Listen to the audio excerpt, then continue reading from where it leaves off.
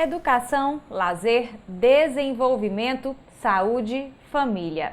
Estamos começando mais uma edição do Desenvolvendo com Afeto e hoje nós vamos conversar sobre um assunto que passou a fazer parte da rotina dos pais, avós e cuidadores em geral: a proteção de crianças contra o coronavírus. E quem nos acompanha hoje para falar mais sobre esse assunto é a pediatra Michele Pinheiro. Seja bem-vinda ao nosso espaço. Obrigada, Ana. Obrigada pela oportunidade da gente estar aqui tirando as dúvidas e esclarecendo algumas situações que são rotineiras, mas que as pessoas ainda têm algumas dúvidas em relação a como lidar, né? A como conhecer a doença. E eu acho que aqui vai ser bem interessante. Obrigada. Doutora, as crianças em geral e os bebês também, eles possuem um risco maior de se contaminar com o novo coronavírus, apesar de os adultos desenvolverem a forma mais grave da doença, como a gente já viu. Os adultos podem se prevenir melhor, não é isso? Como é que a gente faz para conscientizar as crianças sobre os cuidados? O contágio da doença é o mesmo, quer seja adulto ou criança, né? Porque é uma maneira de transmissão, é uma maneira de contato, né? Você às vezes com a mão suja, que você pegou em alguma secreção, ou da boca, ou do nariz, ou até mesmo do falar, do espirrar, do tossir, você pode contaminar outras pessoas.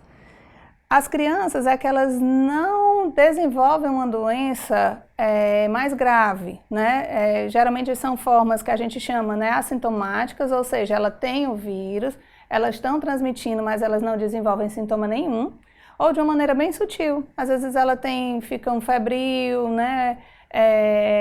Às vezes um 37,8, que a gente chama que é aquela temperatura mínima da febre. Um dia ela tosse, no outro dia ela já está bem brincando. Isso às vezes é porque a gente não tem só esse coronavírus, né, que a gente está passando por essa pandemia, a gente tem outros coronavírus. Então a criança ela tem contato com esses outros coronavírus e talvez ela faça uma resposta cruzada com essa nova cepa que a gente está tendo a pandemia. Outro fator também é porque a resposta que ela tem é melhor que a dos adultos e dos idosos. Então a gente tem essa impressão que as crianças elas não adquirem a doença, ela adquire, mas de uma forma mais branda. E a gente tem que, pais e mães, conscientizar o que a gente faz com os adultos, né? Higienização das mãos, uso de máscaras, isso aí a gente tem que vir desde pequenininho fazendo essa conscientização deles. Quando que a doença pode começar a preocupar? Porque se a criança tiver alguma predisposição, algum problema respiratório e isso se agravar, quando que os pais devem ligar o alerta e procurar uma ajuda médica? Geralmente o que é que a gente se preocupa mais, o que a gente tem visto, que as doenças elas estão sendo mais graves, né? São aquelas crianças que elas já têm alguma comorbidade. Ou elas têm uma doença que baixa a imunidade delas, algum tipo de neoplasia, algum tipo de câncer, que são as doenças oncológicas ou neoplásicas. Doenças, às vezes, que a criança precisa fazer uso de medicação que baixa essa imunidade, que a gente chama de medicações imunossupressoras por alguma doença reumatológica. E as crianças cardiopatas, é que ela tem alguma doença já de base, né? Mas criança que não tem doença nenhuma de base, pode agravar? Pode, como qualquer outro quadro respiratório. Ela vai ficar mais cansadinha, né? A mãe vai ver que ela vai começar a puxar o ar como se fosse uma falta de ar. Ela vai começar a ficar mais molinha no canto dela. Ela pode começar a ficar, em casos mais extremos, se os pais não levarem, né? Elas começam a ficar assim como se fosse mais roxinha, a pontinha do dedo, a boquinha. Aí já é um caso bem extremo, que o pai não procurou, né? Os pais, os responsáveis, enfim, não levaram para a emergência. Mas o mais preocupante mesmo é aquela febre alta que não passa e o cansaço. Que aí eu acho que é para ligar esse alerta, né? E já procurar a emergência. No caso de medicação em casa, é aconselhado nesse período? Por exemplo, uma consulta, uma orientação e aí um antibiótico por conta da questão respiratória. Nesses casos não é aconselhado. Não, a gente não aconselha essa automedicação. O que é que a gente aconselha, né? Que nesse período da pandemia a gente começou a ter essas consultas online. Às vezes para quê? Para você esclarecer uma dúvida, orientar, justamente nesses casos de gravidade, né? Para as mães saberem esses momentos de alerta para levar na emergência. Mas em caso de precisar de antibiótico, realmente precisa ter a avaliação pessoal, quer seja na emergência, no consultório, no ambulatório, porque aí você vai ter que examinar a criança e ver se realmente há necessidade de antibiótico. A criança, ela não tem essas medicações que os médicos, os infectos passam para os adultos. Não tem nada comprovado em relação à doença aguda do Covid, né? Essa doença respiratória ou algum sintoma gastrointestinal. Porque a doença do coronavírus na criança, às vezes a gente foca muito nessa parte respiratória, né? É uma coriza, uma tosse, mas também ela pode se apresentar com sintomas de diarreia, vômito do abdominal. É um outro espectro da doença, que a gente fica alerta nessa fase aguda, né? É esses dois momentos, ou esse quadro respiratório ou esse quadro gastrointestinal. Mas em relação ao antibiótico, eu aconselho a procurar uma assistência, né, e um médico para poder avaliar realmente se há necessidade ou não. E só medicar nesses casos após uma consulta presencial, no caso? Presencial, porque aí você vai ter que fazer o exame físico e realmente ver se tem indicação de começar antibiótico ou não, porque às vezes a própria doença viral, ela causa alguns dias de febre. Não quer dizer que no primeiro dia de febre ou no segundo já tem necessidade de entrar com uma medicação mais agressiva, um antibiótico mais forte, não. Ok. A gente dá uma pausa agora, mas a gente volta já já com mais orientações e esclarecimentos.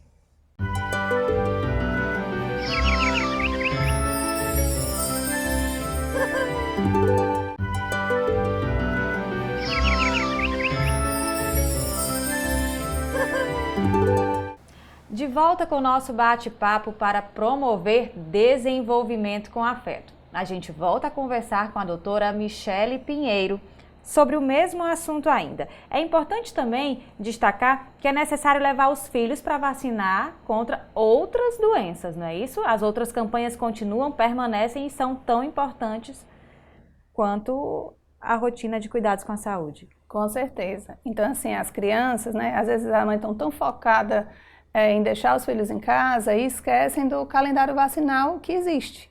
Isso a gente está pegando muito, infelizmente, nas consultas que a gente faz, né, quer seja no serviço público ou privado, às vezes elas estão com medo de sair e ter esse contato. Mas eu acho que você liga, tenta marcar, né, um horário, leva as crianças com cuidado para evitar aglomeração, mas o calendário deve estar atualizado sim, porque são doenças, né, imunopreveníveis, que a gente chama, né, que pode se prevenir através da vacina, e são doenças que também têm um desfecho grave. O tétano, o sarampo, né, que a gente passou por um período, há alguns anos, tão difícil aqui no Ceará, e a gente conseguiu erradicar novamente, a rubéola. Então, a gente tem que estar atento para essas vacinas, para a gente não atrasar e não abrir espaço para que essas doenças voltem de novo a acometer as crianças e os adultos. Ok, por falar em esse receio de tirar as crianças de dentro de casa, a gente viu que esse período da pandemia ainda tem se estendido, ainda exige muitos cuidados. E aí também um outro desafio é entreter as crianças dentro de casa, não é isso? Com certeza. Isso aí é bem difícil, né? A mãe que trabalha fora, né? O pai que precisa sair. E as crianças que não podiam estar na escola ainda, né? Estavam naquela rotina online delas, então elas estavam ficando muito, não é nem entediadas, acho que eram mais estressadas mesmo de ter que estar só em casa. Porque é um receio da mãe, descer para o parquinho, vai encontrar com outras crianças, né? Seu filho está de máscara, mas o outro não está. E aí a gente realmente fica nesse impasse. Infelizmente a gente tem que elaborar várias estratégias, né, para poder tornar o dia a dia da criança mais leve. As aulas online, tem algumas crianças que realmente conseguem ficar, outras não, porque vai caindo numa monotonia e elas ficarem na tela não é bom. A gente aconselha a não ficar e tem que acabar colocando em frente à tela por causa das aulas, né, que tem que fazer. Mas a gente tentar outras estratégias em casa, né? Voltar àquela nossa rotina que às vezes a gente até tinha, né? De fazer brincadeiras em casa, de pintar, desenho, tentar desenhar, montar alguma brincadeira com a criança, que hoje em dia é tudo tão, você vai numa loja e compra, e às vezes até montar aquelas garrafas sensoriais, um boliche em casa, a mesma coisa que a gente poderia ir numa loja e comprar, a gente tentar fazer, porque a gente muda a rotina da criança, ele prepara o próprio brinquedo e aí a gente consegue melhorar esse estresse dele em casa.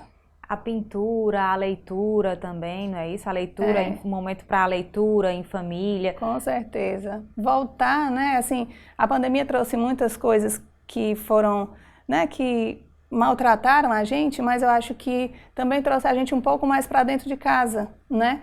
Trouxe a gente um pouco próximo do filho e a gente resgatar um pouco das coisas que a gente fazia na nossa infância e que a gente pôde ter essa oportunidade. Eu me lembro que no momento do ano passado, que estava tudo muito difícil, a gente não conseguia sair de jeito nenhum.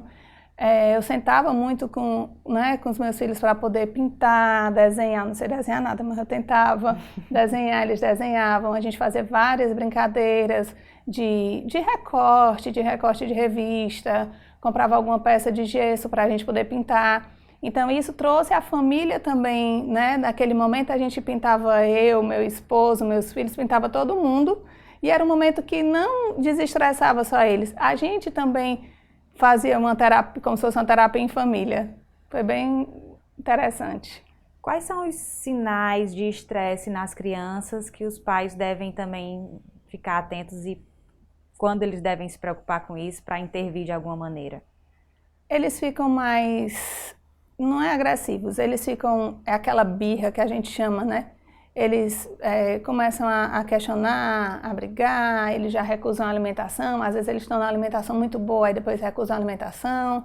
Às vezes as mães que têm que trabalhar em casa acabam dando o celular ou o tablet e aí eles só querem comer se for com celular, só querem comer se for com tablet, né? Os irmãos começam a brigar mais do que o de costume, né? Então isso aí já é um momento de estresse para eles, né? Porque eles não podem fazer essas atividades fora, não tem mais o contato com os amigos, porque eles sentem essa falta dos amigos da escolinha deles, né? Que todo dia eles brincam com aquelas crianças da mesma idade.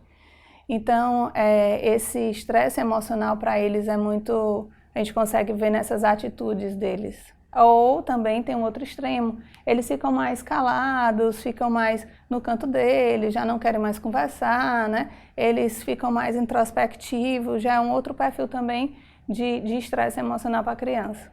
Uma outra questão que também é bastante preocupante para os pais, avós, os cuidadores em geral, é que esse escape da tela do celular ou do videogame ou da televisão acende uma outra preocupação, que é o conteúdo que está sendo disponibilizado, né? Isso é importante também que os pais estejam ali presentes, acompanhando, vendo o que eles estão assistindo também, não é isso? Com certeza, porque às vezes você dá o celular, dá uma tela para a criança e dali você vai fazer outra coisa. E nessa passagem de tela, né, às vezes ele pode estar assistindo um joguinho educativo, né?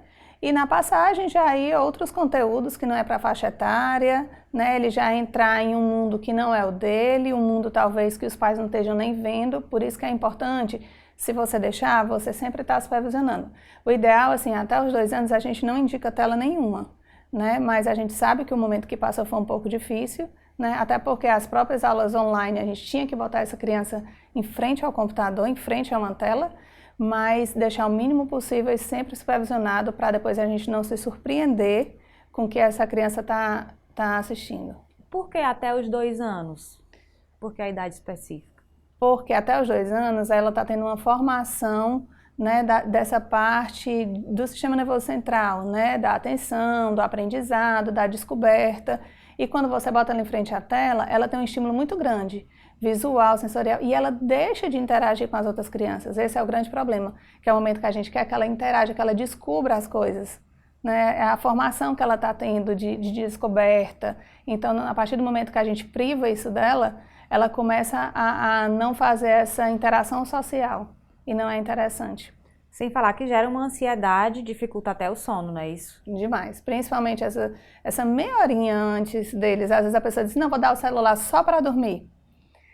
Isso não é bom de jeito nenhum, porque você tá, a tela, a luz, aquela mudança de cor que tem, é um estimulante cerebral. Então a gente acha que vai dar ali para dormir, na verdade a gente está estimulando. Causa um sono inquieto, a criança não dorme o suficiente, às vezes ela acorda por causa daquele sono dela que não é tranquilo e muitas vezes até tira o sono da criança. Quantos relatos a gente tem? Não, vou botar só para dormir. Quando a gente vai ver, a criança passa muito mais tempo na tela, por quê? Porque ela fica ali vendo aquele filminho e aquela estimulação que ela está tendo e prejudica o sono, com certeza. Ok. O nosso tempo está acabando, mas a gente volta a falar nesse assunto no nosso próximo encontro. Vamos falar também sobre a volta às aulas e os cuidados que os pais, avós e cuidadores em geral devem ter nesse processo. Até lá!